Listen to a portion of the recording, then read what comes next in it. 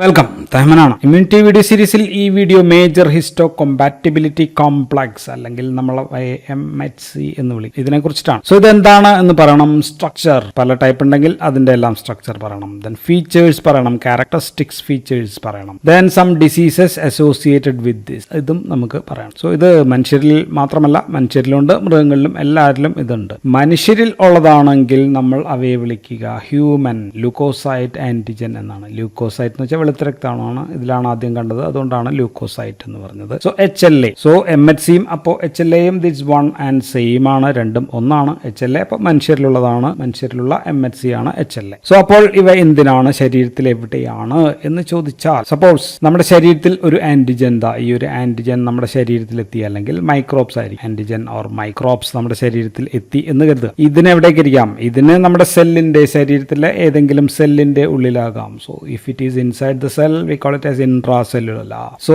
intracellular ആയിരിക്കാം, virus ഒക്കെ intracellular ആണ്. or it can be in the blood അല്ലെങ്കിൽ extracellular ആയിരിക്കാം. so if it is in the extracellular bloodലൊക്കെ ആണെങ്കിൽ, so suppose bacteria, extracellular organism bacteria ആണെന്ന് വിചാരിക്കും. so ഈ കടന്നുകൂടിയ വസ്തു നമ്മുടെ ശരീരത്തിലെ അല്ല, നമ്മുടെ സ്വന്തമല്ല എന്ന് നമ്മുടെ ശരീരത്തെ മനസ്സിലാക്കേണ്ടത് വളരെ അത്യാവശ്യമാണ്. അപ്പോൾ ഇതിനെ നശിപ്പിക്കണം. അപ്പോൾ ഈ കയറിക്കൂടിയ സംഭവത്തെ ഇതൊരു ആന്റിജൻ ആണ് എന്ന് റെക്കഗ്നൈസ് ചെയ്യണം. റെക്കഗ്നൈസ് ചെയ്യേണ്ടത് ആരാണ്? T lymphocytes. T ലിംഫോസൈറ്റ്സ് വേറെ സ്ഥലത്തിരിക്കുകയാണ്. സോ അപ്പൊ T ലിംഫോസൈറ്റ്സിനെ ഈ വിവരം അറിയിക്കണം. സോ ഇതിന് നമുക്ക് ഇവിടെ ആന്റിജൻ പ്രസന്റിങ് സെൽസ് എന്ന് പറയുന്ന സെൽസ് വേണം. സോ അതാണ് antigen presenting cell. So all nucleated, ഇതൊരു ന്യൂക്ലിയസ് ഉള്ള സെല്ലാണെങ്കിൽ ഓൾ ന്യൂക്ലിയേറ്റഡ് സെൽസ് ഇങ്ങനെ ആന്റിജൻ പ്രസന്റ് ചെയ്യാനായിട്ട് പറ്റും. എങ്കിലും പ്രധാനമായിട്ടും നമ്മൾ ലിംഫോസൈറ്റ്സ് ഒക്കെയാണ്. But all nucleated cells can act as an APC, antigen presenting cells ആയിട്ട് വർക്ക് ചെയ്യാം. സോ ഇത് പാത്തോജൻ ഈസ് ഇൻട്രാസെല്ലുലാർ, സെല്ലിന്റെ അകത്താണെങ്കിൽ ന്യൂക്ലിയേറ്റഡ് സെൽസിന് ഈ പാത്തോജനെ ഇതിന് ചെറിയ ചെറിയ കുഞ്ഞു പീസാക്കുക, ഇങ്ങനെ പീസ് ആക്കിയിട്ട്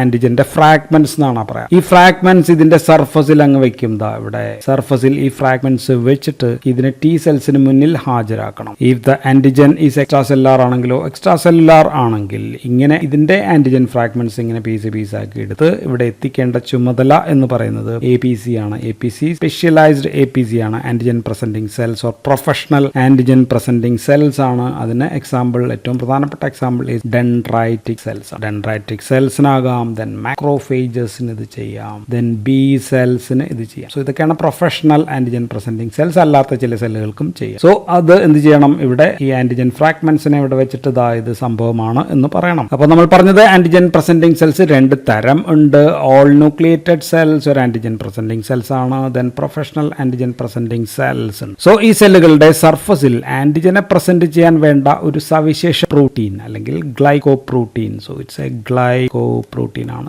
കാർബോഹൈഡ്രേറ്റ് സംഭവങ്ങൾ കൂടി ഉണ്ട്, നമ്മൾ അതിനെ കുറിച്ചൊന്നും പറയാറില്ല. എങ്കിലും ആ ഗ്ലൈക്കോപ്രോട്ടീൻ, സോ തൽക്കാലം ഞാൻ ജസ്റ്റ് ഇങ്ങനെ അങ്ങ് വരയ്ക്കുകയാണ്. ഇതാണ് നമ്മൾ ഈ പറയുന്ന MHC. അപ്പൊ ഇവിടെയുണ്ട് MHC. ഇപ്പൊ രണ്ട് തരം APC ഉണ്ടെങ്കിൽ അപ്പോൾ രണ്ട് തരം MHCയും കാണും, അല്ലെ? ഓൾ ന്യൂക്ലിയേറ്റഡ് സെൽസ്, ഇവിടെയുള്ള MHCയെ നമ്മൾ വിളിക്കുക MHC ക്ലാസ് 1 എന്നാണ്. ഇതാണ് അപ്പൊ MHC ക്ലാസ് 1 എന്ന് പറയുന്നത്. അപ്പൊ ഇവിടെ MHC ക്ലാസ് 2 ആണ്. സോ ഇവിടെയുള്ളത് ക്ലാസ് 2 ആണ്. So dendritic cell, macrophages, B cells എന്നിവയിലുള്ള ഈ എക്സ്ട്രാ സെല്ലുലാർ പാത്തോജൻസിനെ ഹാജരാക്കാൻ അവയുടെ സർഫസിലുള്ളതാണ് MHC ക്ലാസ് 2 എന്ന് പറയും. സോ ഇത് രണ്ടുമാണ്, MHC ക്ലാസ് 1ഉം MHC ക്ലാസ് 2ഉമാണ് പ്രധാനപ്പെട്ട രണ്ട് തരം MHC. ഇനി മൂന്നാമതൊരു MHC ക്ലാസ് 3 ഇല്ലേ എന്ന് ചോദിച്ചു കഴിഞ്ഞാൽ there is one MHC class 3 ഉണ്ട്. പക്ഷെ ഇവയ്ക്ക് ആന്റിജൻ പ്രസന്റിംഗ് ഡ്യൂട്ടി ഒന്നും ഇല്ല, അത് ചെയ്യുന്നില്ല. സോ ഇവ ഇമ്മ്യൂൺ റിലേറ്റഡ് പ്രോട്ടീൻ്റെ കോഡോ കോംപ്ലിമെന്റ്, ഇൻഫ്ലമേഷൻ, അതിലൊക്കെയുള്ള പ്രധാനപ്പെട്ട ചില പ്രോട്ടീൻസ് ഒക്കെ ഉണ്ടാക്കലാണ്. സോ നമ്മൾ ഇതിനെക്കുറിച്ച് ഇനിയൊന്നും പറയുന്നില്ല. നമ്മൾക്ക് പറയാനുള്ളത് ഇതിനെക്കുറിച്ചും.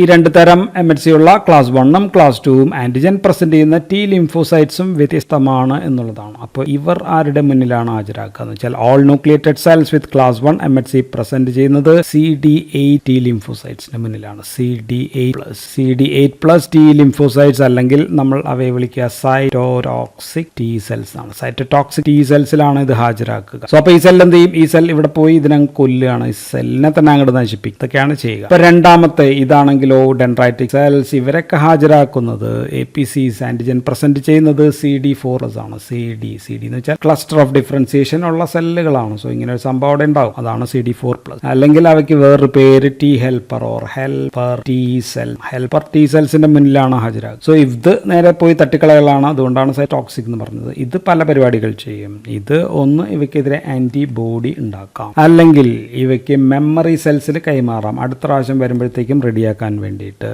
അല്ലെങ്കിൽ ഇവയെ പോയിട്ട് നശിപ്പിക്കാനായിട്ട് ഇവർ തന്നെ ഉത്തേജിതരായിട്ട് വേറെന്തെങ്കിലും മാറും. സോ ഈ മൂന്നരം ഫംഗ്ഷൻസും ആണ് ഇവിടെ നടക്കുക. So MHC class 1 all nucleated cells present before CD8+ ആണ്. സൈറ്റോടോക്സിക് T സെല്ലിന് മുന്നിലാണ്. MHC class 2 ആണെങ്കിൽ presence before CD4 അല്ലെങ്കിൽ ഹെൽപ്പർ T സെൽസിന്റെ മുന്നിലാണ് എന്നുള്ളതാണ്. അപ്പം നമുക്ക് MHC class 1ന്റെയും class 2ന്റെയും സ്ട്രക്ചർ ആൻഡ് പ്രോപ്പർട്ടീസ് ആണ് പറയേണ്ടത്. രണ്ടും കാണുന്നത് സെൽ മെംബ്രെയിനിലാണ്. ഇത് antigen presenting cells or nucleated antigen presenting cell ആണെങ്കിൽ ഇതാണ് MHC class 1 എന്ന് പറയുന്നത് സെൽ സർഫസ്. അപ്പോൾ ഇത് ഡെൻഡ്രൈറ്റിക് സെൽസ് ആണെങ്കിൽ ഇതിന്റെയും സെൽ സർഫസിൽ തന്നെയാണ്. ഇത് MHC class 2 ആണ് എന്ന് മാത്രം. ഇത് ഒട്ടിച്ചേരുന്നത് ജസ്റ്റ് ഞാൻ പറയാണ് CD8+ന്റെ T സെൽ റിസപ്റ്ററിലാണ്. ഇത് ഒട്ടിച്ചേരുന്നത് CD4+ന്റെ T സെൽ റിസപ്റ്ററിലാണ്. ആൻഡ് ക്ലാസ് 1 ആയാലും ക്ലാസ് 2 ആയാലും ഇതിന്റെ എല്ലാം ജീൻ സ്ഥിതി ചെയ്യുന്നത്, ക്ലാസ് 1ന്റെയും ക്ലാസ് 2ന്റെയും ജീൻ സ്ഥിതി ചെയ്യുന്നത് ക്രോമസോം നമ്പർ 6ലാണ് എന്നുള്ളതാണ്. So this is chromosome number 6 ആണെങ്കിൽ ഇവിടെ ഒരു ഭാഗത്താണ്. ക്ലാസ് 1 ആയാലും ക്ലാസ് 2 ആയാലും രണ്ടിന്റെയും ജീൻസ് ഇവിടെ ഒരേ സ്ഥലത്താണ്. ക്രോമസോം നമ്പർ 6ലാണ്, 6ലാണ്. പക്ഷെ ക്ലാസ് 1ന്റെ ഒരു ചെറിയൊരു ഭാഗം that is in beta domain അല്ലെങ്കിൽ beta-2 മൈക്രോഗ്ലോബുലിൻ എന്ന് നമ്മൾ വിളിക്കും. ആൻഡ് ഇത് ഉള്ളത് പക്ഷേ ക്രോമസോം നമ്പർ 15ലാണ്, ഒരു ഭാഗം മാത്രം 15ലാണ്. സോ അപ്പോൾ ഇവിടെ രണ്ടിന്റെയും ഉണ്ട്, ക്ലാസ് 1ന്റെയും ക്ലാസ് 2ന്റെയും ക്രോമസോം നമ്പർ 6ലുണ്ട് എന്ന് മനസ്സിലാക്കും. ഇനി ക്ലാസ് 1 MHC ആയാലും ക്ലാസ് 2 MHC ആയാലും രണ്ട് പ്രോട്ടീൻ വീതം ഉണ്ട് ഇവിടെ സ്ട്രക്ചർ. സപ്പോസ് ഇത് സെൽ മെംബ്രെയിൻ ആണെന്ന് വിചാരിക്കുക. സെൽ മെംബ്രെയിൻ ഓഫ് APCയുടെ സെൽ മെംബ്രെയിൻ ആണെങ്കിൽ ക്ലാസ് 1ന്റെ സ്ട്രക്ചറാണ് ഞാൻ പറയുന്നത്. സോ ഇതിനൊരു പ്രധാനമായിട്ടും ഒരു ആൽഫ ചെയിൻ ഉണ്ട്. So this is alpha chain. അതിന്റെ കാർബോക്സിൽ എൻഡ് ആണ് സൈറ്റോപ്ലാസത്തിന്റെ ഉള്ളിലുള്ളത്. ആൻഡ് ദിസ് ഏരിയ എന്ന് പറയുന്നത് ഇപ്പോൾ നമ്മൾ വിളിക്കുക ട്രാൻസ് മെംബ്രെയിൻ റീജിയൻ എന്നാണ്, ബിക്കോസ് ഇത് സെൽ മെംബ്രെയിനിലുള്ള ഭാഗമാണ്. So alpha chain is connected to cell membrane ആയിട്ട് കണക്റ്റഡ് ആണ്. സോ ഈ ആൽഫ ചെയിന്റെ സെൽ സർഫസിലേക്ക് തള്ളി നിൽക്കുന്ന ഈ ഭാഗത്ത് 3 ഡൊമൈൻസ് ഉണ്ട്. ഏറ്റവും അടിയിൽ ഉള്ളത് ഞാൻ ഇങ്ങനെ വരയ്ക്കുകയാണ്. ഇതാണ് ആൽഫ 3 ഡൊമൈൻ എന്ന് പറയുന്നത്. ഇവിടെ ഒരു സൾഫൈഡ്രൽ ഗ്രൂപ്പ് ഉണ്ട്. ദെൻ പിന്നെ മുകളിലേക്ക് പോകുന്നത് ആൽഫ 2 ഡൊമൈൻ ആണ്. ആൽഫ 2 ഡൊമൈൻ ഇവിടെയും ഒരു സൾഫൈഡ്രൽ ലിങ്കേജ് ഉണ്ട്. ആൻഡ് പിന്നെ ഇത് ഇങ്ങോട്ടേക്ക് നീണ്ട് and this is alpha 1 domain ആണ്. സോ അങ്ങനെ 3 ഡൊമൈൻ ഉണ്ട് ഈ alpha chain. So alpha chain long ആണ്, വലുതാണ്. സോ ഏകദേശം ഒരു 45K ഡാൾട്ടൺസ് ഒക്കെ മോളിക്കുലാർ വെയിറ്റ് ഉണ്ട്. ആൻഡ് ഇത് 3ഉം ചേർന്ന് ഉണ്ടാകുന്നത് ക്രോമസോം നമ്പർ 6ൽ നിന്നാണ് നമ്മൾ പറഞ്ഞത്. ഇനി ഇതിന്റെ രണ്ടാമത്തെ ഒരു പ്രോട്ടീൻ യൂണിറ്റ് ഉണ്ട്. അതിനെ നമ്മൾ വിളിക്കുക beta-2 മൈക്രോഗ്ലോബുലിൻ എന്നാണ്. ആൻഡ് ഇത് എക്സ്ട്രാ സെല്ലുലർലിയാണ്. ഇതിരിക്കുന്നത് ഇവിടെ ഇങ്ങനെയാണ്, ഇത് ഇവിടെ ഇരിക്കുക. ആൻഡ് ആൽഫ 1ന് താഴെ ഇതാണ് beta-2 മൈക്രോഗ്ലോബുലിൻ എന്ന് നമ്മൾ വിളിക്കുക. beta-2M എന്നാണ് നമ്മൾ സാധാരണ എഴുതുക. ആൻഡ് ആൽഫ ഡൊമൈനിന് താഴെ ഇതുമായിട്ട് ഏകദേശം ഇങ്ങനെ ഒരു non covalent interaction, non covalent linkage, ഒട്ടിച്ചേർന്ന് കോവാലന്റ്ലി അല്ല. ആൻഡ് മാത്രമല്ല ഇത് ഇവിടെ ആയിട്ട് ലിങ്ക്ഡും അല്ല എന്നുള്ളതാണ്. സോ അപ്പോൾ ഇതാണ് beta-2 മൈക്രോഗ്ലോബുലിൻ. ആൻഡ് ഇതാണ് നമ്മൾ പറഞ്ഞത് ക്രോമസോം നമ്പർ 15ൽ നിന്നാണ് ഉണ്ടാവുന്നത്. സോ അപ്പോൾ ഇതിൽ ആന്റിജൻ എവിടെ വന്ന് ഒട്ടിച്ചേരുന്നു വെച്ചാൽ ഇവിടെ ഒരു ഗ്രൂവ് ഉണ്ട്. ഇത് ആൽഫ 1 ഡൊമൈൻ ആണെന്ന് പറഞ്ഞു, ഇത് ആൽഫ 2 ഡൊമൈൻ. ഈ ഗ്രൂവിലാണ് നമ്മൾ ആന്റിജനെ പ്രസന്റ് ചെയ്യുക. ഒരു 8 to 10 അമിനോ ആസിഡ് ഉള്ള ആന്റിജനെ നമുക്ക് ഇവിടെ വെച്ചിട്ടുണ്ട്. ഇവിടെ ഇങ്ങനെ വെക്കുകയാണെങ്കിൽ ഇതാണ് ആ ആന്റിജൻ എന്ന് പെപ്റ്റൈഡ് ബൈൻഡിങ് ഗ്രൂവ് എന്ന് നമ്മൾ പറയും. സോ ഇവിടെ ഇത് സൾഫൈഡൽ ഗ്രൂപ്പ് ആണ്, 2 SH ബോണ്ട് ഉള്ള സംഭവങ്ങളാണ്, SH ലിങ്കേജ് ഉണ്ട്. പിന്നെ നമുക്ക് MHC ക്ലാസ് 2, ഇത് ക്ലാസ് 1 ആണ്. ക്ലാസ് 2ന്റെ സ്ട്രക്ചർ പറഞ്ഞാൽ ക്ലാസ് 2 MHC ക്ലാസ് 2ന്റെ സ്ട്രക്ചർ അപ്പോൾ സെൽ മെംബ്രെയിനിൽ തന്നെയാണ്. 2 സെൽ മെംബ്രെയിൻ ഗ്ലൈക്കോപ്രോട്ടീൻ ആണെന്ന് പറഞ്ഞു. ആൻഡ് സ്ട്രക്ചറിൽ ഏകദേശം ലുക്കിൽ ഇതേപോലെ തന്നെയാണ്. ആൻഡ് ഇവിടെയും 2 പോളിപെപ്റ്റൈഡ് ഉണ്ട്. വ്യത്യാസം എന്താണെന്ന് വെച്ചാൽ ഈ പോളിപെപ്റ്റൈഡ് രണ്ടും സെൽ മെംബ്രെയിൻ ആയിട്ട് ബൗണ്ട് ആണ് എന്നുള്ളതാണ്. സോ ഇതാണ് ആൽഫ ചെയിൻ, ഇത് ബീറ്റ. ഇവിടെ കാർബോക്സി ടെർമിനൽ, ഇവിടെ കാർബോക്സി ടെർമിനൽ. ആൻഡ് ഇത് ഒരു 33K ഉണ്ടാവും, ഇതൊരു 28K ഒക്കെ ഉള്ള സംഭവമാണ്. ആൻഡ് രണ്ടിനും 2 വീതം ഡൊമൈൻ ഉണ്ട് extra cellular. So domain number 1, domain number 2. ഇതിനും ഒരു ഡൊമൈൻ ഉണ്ട്, domain number 1 and domain number 2. And ഇത് ഇങ്ങനെ ബൈൻഡ് അല്ല. ആൻഡ് ഇതാണ് ആൽഫ 2, ഇത് ആൽഫ 1 ആണ്, ഇത് beta-2 ആണ്, ഇത് beta-1 ആണ്. ലുക്കിൽ ഒന്നാണെങ്കിലും പക്ഷേ ഇതൊരു പ്രോട്ടീൻ സെപ്പറേറ്റ് ആണ്. ഇവിടെ 2 പ്രോട്ടീനും സെൽ മെംബ്രെയിനായിട്ട് ബൗണ്ട് ആണ് എന്നുള്ളതാണ്. ആൻഡ് രണ്ടും തമ്മിൽ നോൺ കോവാലന്റ് ഇന്ററാക്ഷൻസ് ആണ്, ചേർന്നിരിക്കുകയല്ല. നോൺ കോവാലന്റ് ഇന്ററാക്ഷൻസ് മാത്രമേ ഉള്ളൂ. ആൻഡ് beta-1ൽ ഇവിടെ ഒരു SH ഉണ്ട്. beta-1ൽ ഒരു SH ഇവിടെ ഇങ്ങനെ സംഭവം ഉണ്ടാകും. ദെൻ beta-2ൽ ഒരു SH ഉണ്ട്. ദെൻ ആൽഫ 2ലും ഒരു SH സൾഫൈഡൽ ഗ്രൂപ്പ്, വലിയ കാര്യമൊന്നുമില്ല, ലിങ്കേജ് ഉണ്ട്. ആൻഡ് ഇവിടെ ഇപ്പോൾ ആന്റിജൻ എവിടെയാണ് ഒട്ടിച്ചേരുന്നത്? ആന്റിജൻ ഒട്ടിച്ചേരുന്നത് ഇവിടെ. മീൻസ് ആൽഫ 1നും beta-1നും ഇടയിലുള്ള ആന്റിജൻ ബൈൻഡിങ് ക്ലഫ്റ്റ്. അപ്പോൾ ഇവിടെയും ആന്റിജൻ ബൈൻഡിങ് ക്ലഫ്റ്റ് എന്ന് തന്നെയാണ് പേര്. ഇവിടെയാണ് അപ്പോൾ ഒരു 10 to 13 അമിനോ ആസിഡ്സ് ഒക്കെ ഉള്ള, അല്ലെങ്കിൽ കുറച്ചും കൂടി വലിയ അമിനോ ആസിഡ്സ് ഒക്കെ ഉള്ള സംഭവങ്ങളായിരിക്കും ഇവിടെ പ്രസന്റ് ചെയ്യുക. ഇതാണ് ആന്റിജൻ ബൈൻഡിങ് ഗ്രൂവ് എന്ന് പറയുന്നത്. ഇതാണ് തമ്മിലുള്ള സ്ട്രക്ചർ. ലുക്കിൽ സെയിം ആണെങ്കിലും പക്ഷേ ഇതിവിടെ സെപ്പറേറ്റ് പ്രോട്ടീൻ ആണ് ഇതുമായിട്ട് ബന്ധം. ഇത് പക്ഷേ രണ്ടും സെൽ മെംബ്രെയിൻ അറ്റാച്ച്ഡ് ആണ് എന്നുള്ളതാണ്. അപ്പോൾ ഇതിന്റെ ഫംഗ്ഷൻസ് എന്തൊക്കെയായിരിക്കും? മൈക്രോബിയൽ ഇൻഫെക്ഷൻസിനെതിരെ, സോ അഗെയിൻസ്റ്റ് മൈക്രോബിയൽ ഇൻഫെക്ഷൻസിനെതിരെ സെൽഫ് ആൻഡ് നോൺ സെൽഫ് കണ്ടുപിടിക്കും അല്ലേ. സോ അപ്പോൾ ഇതിന് നമ്മുടെ ശരീരത്തിനകത്തുള്ള ഓട്ടോ ഇമ്മ്യൂൺ ഡിസോർഡേഴ്സിൽ പ്രധാനപ്പെട്ട റോൾ ഉണ്ടാകാം, അല്ലെങ്കിൽ ഓട്ടോ ഇമ്മ്യൂൺ ഡിസോർഡേഴ്സ് ഇതിനൊക്കെ എന്തെങ്കിലും തകരാറുണ്ടെങ്കിൽ വരാം. And also important in transplant റിജക്ഷനിലും ദിസ് ഈസ് വെരി ഇമ്പോർട്ടന്റ്. അപ്പൊ നമുക്ക് പറയാനുള്ളത് MHC1 MHC2 ഒരു തരം മാത്രമല്ല, വിവിധ തരത്തിൽ ഉണ്ട് എന്നുള്ള കാര്യമാണ് നമുക്ക് ഇനി പറയേണ്ടത്. അപ്പൊ ഇനി നമുക്ക് പറയേണ്ടത് HLA ഹാപ്ലോടൈപ്സ് എന്താണ് എന്ന് നമുക്ക് പറയണം. ഹാപ്ലോടൈപ്സ് HLA അല്ലെങ്കിൽ MHC തന്നെയാണ്, മനുഷ്യന്റെ കാര്യമാണ് ഇനി പറയുന്നതുകൊണ്ട് നമ്മൾ HLA എന്നായിരിക്കും അധികം പറയാ. സോ രണ്ട് ടൈപ്പും നമ്മുടെ ക്രോമസോം നമ്പർ 6 ഒരു പേരന്റിൽ നിന്ന് നമുക്ക് കിട്ടുന്ന unique type or set of HLA അല്ലലീസ് ആയിരിക്കും നമുക്ക് കിട്ടും. സോ ഒരു വ്യക്തിക്ക് 2 HLA ഹാപ്ലോടൈപ്സ് ഉണ്ട്. 2 ഹാപ്ലോടൈപ്സ് കിട്ടും. അത് എവിടെ നിന്നാണ്? ഒന്ന് അച്ഛനിൽ നിന്ന് കിട്ടും അല്ലെ, ഫാദർ പാറ്റേണൽ കിട്ടും. 2 മാറ്റേണൽ മദറിൽ നിന്ന് കിട്ടുന്നുണ്ട്. ആൻഡ് ഇതിന് രണ്ടിനും ഒരേ സമയം എക്സ്പ്രസ് ചെയ്യാം. അച്ഛന്റെ എക്സ്പ്രസ് ചെയ്യാം, അമ്മയുടെ എക്സ്പ്രസ് ചെയ്യാം. Because both are co dominant ആണ്. ഒരെണ്ണം ഡോമിനന്റും ഒരെണ്ണം റെസസീവ് ഒന്നുമല്ല, രണ്ടും കോ ഡോമിനന്റ് ആണ്, 2 ജീൻസ്. അപ്പൊ അതാണ് ഒരു കാര്യം. ഇനി രണ്ടാമത്തെ കാര്യം HLA ജീൻസ് ഹൈലി പോളിമോർഫിക് ആണ് എന്നുള്ളതാണ്. Highly or widely polymorphic. So wide or high range of HLA gene combinations are possible. ഇപ്പോൾ ഇത് തന്നെ പലതരം ഉണ്ടെന്നായിരിക്കും. HLA ക്ലാസ് 1 MHC ക്ലാസ് 2 ഒക്കെ പലതരം ഉണ്ടെങ്കിൽ അതിന്റെയൊക്കെ കോമ്പിനേഷൻസ് പോസിബിൾ ആണ്. സോ HLA ക്ലാസ് A തന്നെ അല്ലെങ്കിൽ ക്ലാസ് 1 തന്നെ ഏകദേശം 26,000 കാണാം. ക്ലാസ് 2 നമുക്ക് ഏകദേശം 11,000 കാണാം. ആൻഡ് കൂടി ചേർന്ന് കഴിയുമ്പോൾ 38,000 തരമായി. പ്ലസ് അതല്ലാത്ത LLEs കാണാം. So organ or stem cell or അല്ലെങ്കിൽ ട്രാൻസ്പ്ലാന്റേഷൻ അതിനകത്തൊക്കെ ഇത് വളരെ ഇമ്പോർട്ടന്റ് ആണ്. ഓർഗൻ ഡൊണേഷനിലൊക്കെ. സോ ചാൻസ് ഓഫ് സിബ്ലിംഗ്, സഹോദരന്മാർ, ഒരച്ഛന്റെ മക്കൾ തമ്മിൽ ഇത് സെയിം ആവാനുള്ള ചാൻസ് 1/4 1 1/4 ചാൻസ് ഉണ്ട് എന്നുള്ളതാണ്. അതുകൊണ്ട് തന്നെ റിജക്ഷൻ ഇവരിൽ കുറവായിരിക്കും. അതുകൊണ്ടാണ് നമ്മൾക്ക് ഓർഗനൊക്കെ നമ്മുടെ തന്നെ ആൾക്കാരിൽ നിന്ന് സ്വീകരിക്കുന്നത്. അതുകൊണ്ട് മറ്റുള്ളവരിൽ നിന്നൊക്കെ ആണെങ്കിൽ HLA വ്യത്യാസമുള്ളപ്പോൾ റിജക്ഷനുള്ള സാധ്യത വളരെയധികം കൂടുതലായിരിക്കും. ഇനി നമ്മൾ ഈ ക്രോമസോം നമ്പർ 6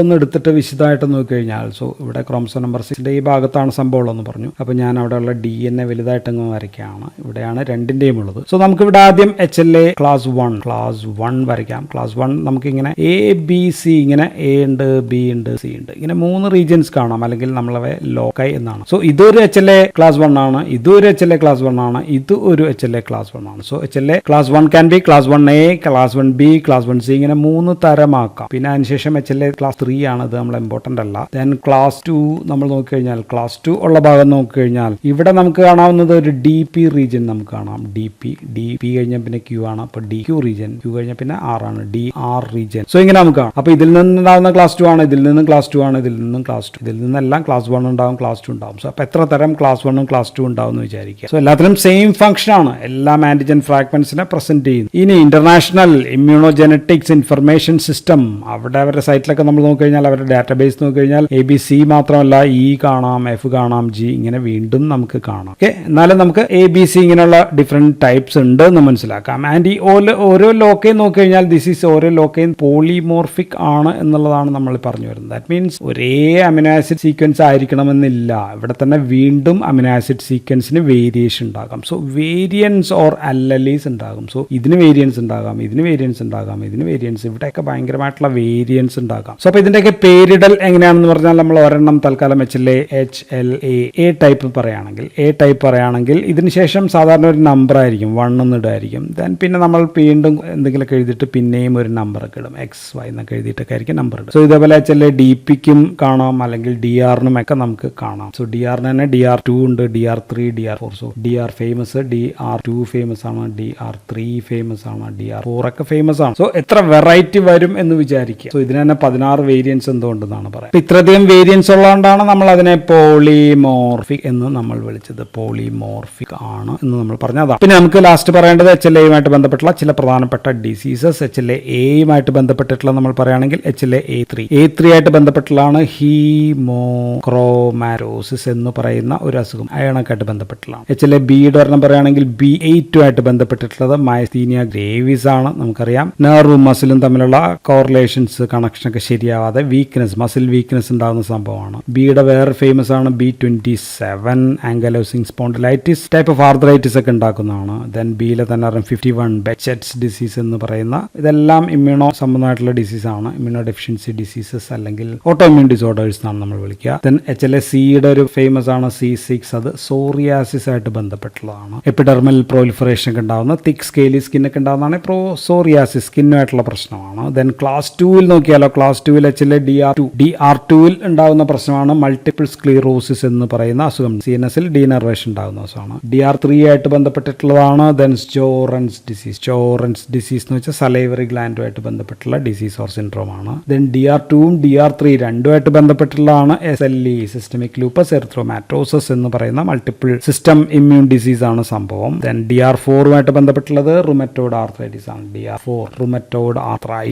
ദെൻ DR3-യും DR4-ഉമായിട്ട് ബന്ധപ്പെട്ടുള്ള വിവിധ തരം ഡയഡിസൺസ് ഡിസീസ്, ടൈപ്പ് 1 ഡയബറ്റീസ് മെലിറ്റസ് അങ്ങനെയൊക്കെ ഉണ്ട്. ദെൻ ഇതല്ലാതെ വേറെ DQ2-ഉം DQ ആയിട്ട് ബന്ധപ്പെട്ടുള്ളതാണ് സീലിയക് ഡിസീസ്. ഓക്കെ, സോ ഞാൻ കുറച്ച് എക്സാമ്പിൾ പറഞ്ഞു മാത്രമേ ഉള്ളൂ. So autoimmune hepatitis, polymyositis, Graves disease, Hashimoto thyroiditis, ഇതൊക്കെ ഇവിടെയുള്ള ഈ വേരിയേഷൻസ് അല്ലെങ്കിൽ മ്യൂട്ടേഷൻസോ പ്രശ്നങ്ങളോ ഒക്കെ മൂലം ഉണ്ടാവുന്നു. So this is all about MHC class 1 പറ്റി പറഞ്ഞു, 2 പറ്റി അല്ലെങ്കിൽ HLA അതിനെ പറ്റിയാണ് നമ്മൾ പറഞ്ഞത്. So thank you for watching.